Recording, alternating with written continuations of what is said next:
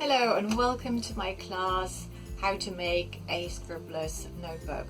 My name is Nina, I'm a mixed media artist, and if you're following me on social media you will also know that I'm a massive stationery addict.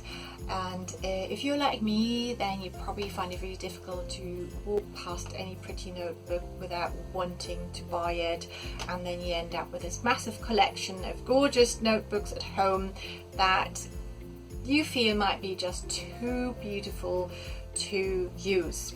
If this applies to you as well, then you might like the idea of the Scribbler's Notebook. They are really easy to make. You've probably got all the materials you would need at home.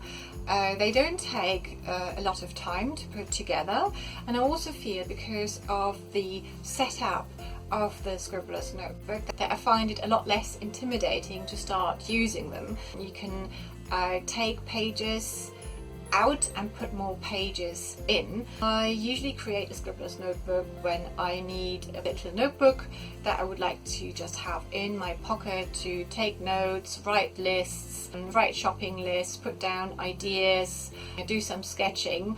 So in this class I'm going to show you how to make the very basic Scribbler's Notebook.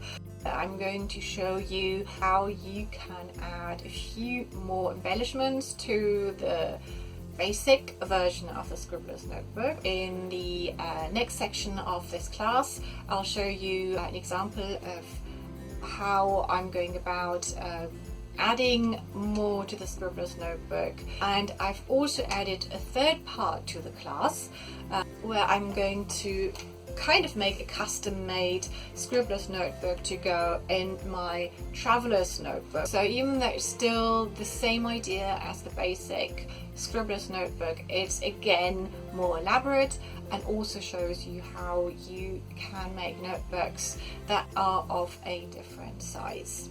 So if you think that you would like to learn how to make your own little notebooks, then why not join me in my class? I would love to see you there.